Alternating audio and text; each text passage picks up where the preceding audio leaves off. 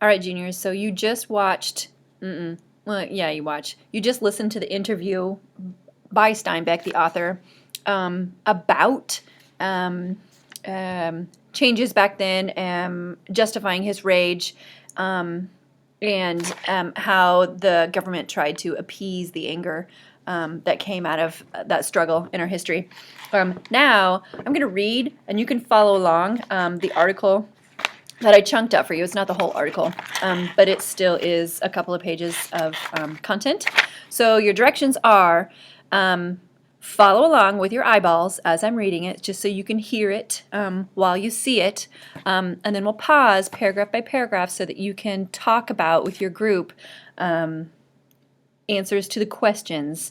And then I'll call on you group by group to share what you talked about. So you're going to have to pause this, okay? So this is from The Guardian, which is an online newspaper.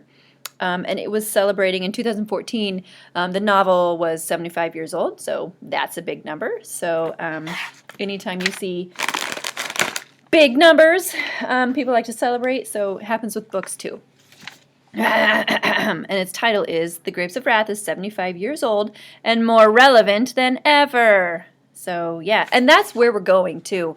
We're taking this amazing, famous, fat book that was inspired by what was happening in the 1930s, and we're bringing it to life, and we're applying it. We're going towards application to modern things that we see.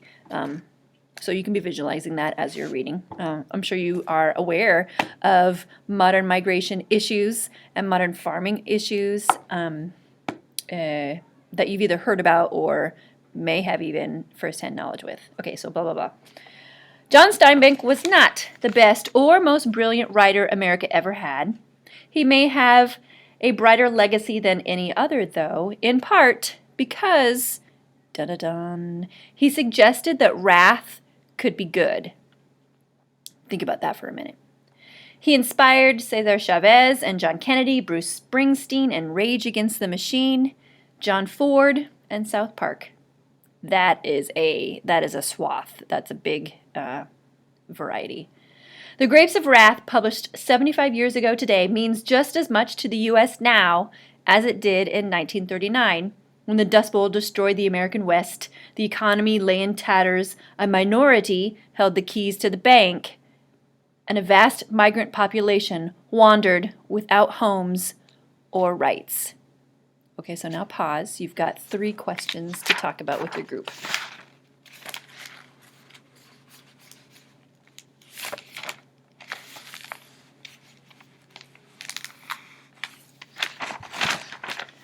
All right, next section.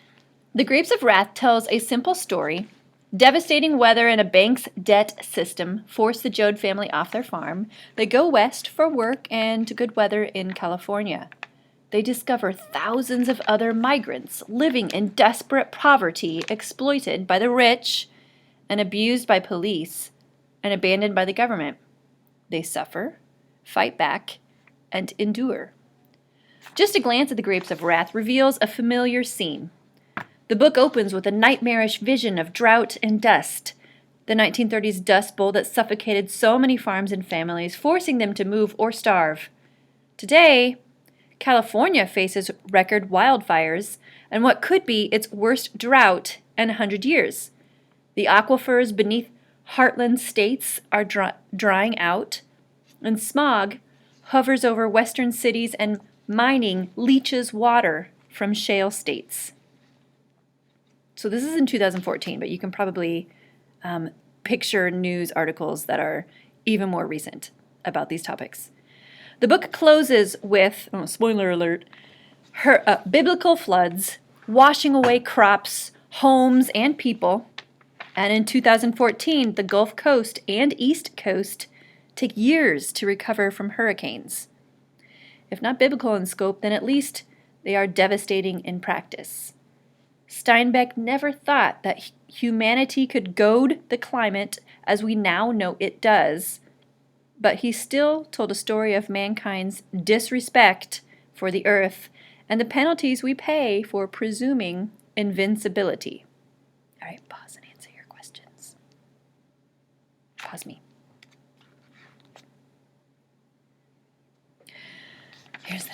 section. Steinbeck's wrath, however, wrath, it isn't directed at the weather, but at those who abuse power.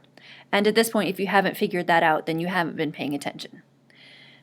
Banks chase farmers out with debt, and businessmen exploit migrant labor and disband unions. Steinbeck's America paired governance and capitalism, while the majority labored for the sake of the powerful's profit. Now answer your question.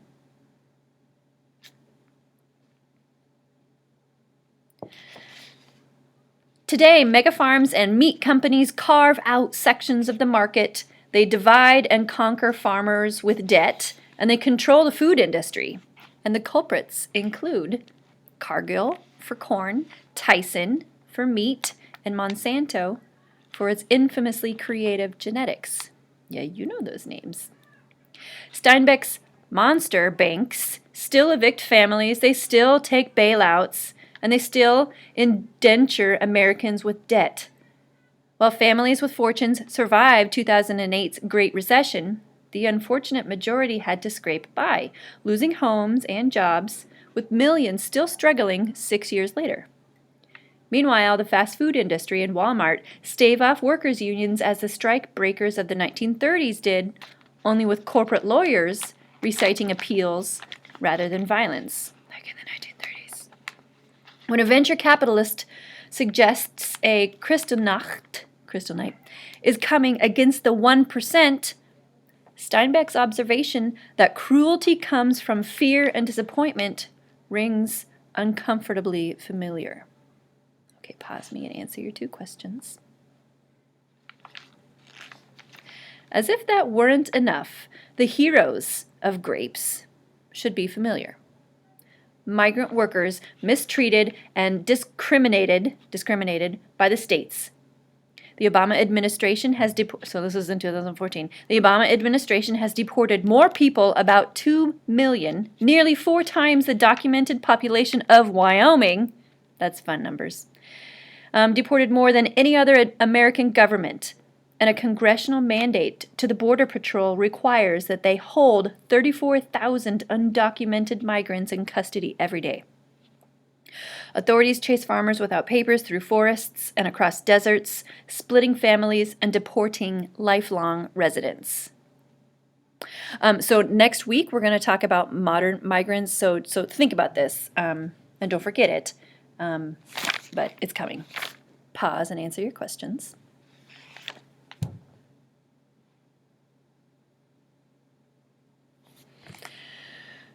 Steinbeck wanted to change minds and change society. And he armed the Grapes of Wrath, accordingly. He armed his book accordingly. The Depression affected Steinbeck. It changed his life, and it filled his work. 75 years later, The Grapes of Wrath is a mirror to a country splintered by inequality, controlled by a minority, and facing climate catastrophe. The world has come a long way since Steinbeck's day, but America, at least, still needs a voice as brutally honest as his. He debunked the myths of the American West and the American dream piece by piece, while also insisting that people were always better than the hardships they suffered. Oh. Steinbeck didn't want us to lose hope. He wanted us to get angry at those who would strip hope from us. Again, if you can't tell that so far from the book and the movie, then you're missing out. Okay, pause, answer your 2 questions. And what's wrath after all? It's not the fury of an undoubting believer, nor the calculated spittle-flecked performance of a pundit. The spittle-flecked performance, that's like speaking. Wrath sprouts when one person chooses greed over equality, and it grows anytime self-interest wins over compassion. Wrath ferments in disrespect and the abuse of power. Ferment, that's a great word when it comes to winemaking, which is what we're doing with our grapes. Don't forget that. Wrath ferments in disrespect and the abuse of power. Wrath is equal parts revenge and justice. Steinbeck's odd title, chosen by his wife from Civil War anthem, the Battle Hymn of the Republic, which you may know, my eyes have seen the glory of the coming of the Lord. He is. We'll get to that later at the end of the book. In Steinbeck's world, wrath, when it protects the weak, can renew hope. Anger fuels our fire. It renews our hope. Steinbeck didn't need to write clever, dense books as his contemporaries did, and as plenty of great writers do today. Steinbeck only had to remind America that its heart, from the heartland, east and west, deserve respect, and that respect was worth fighting for, and that wrath can be good. Pause and answer your questions. Oh, that's it. There isn't anything more, so pause and answer your questions. Yeah. Yay, wrath! Good job.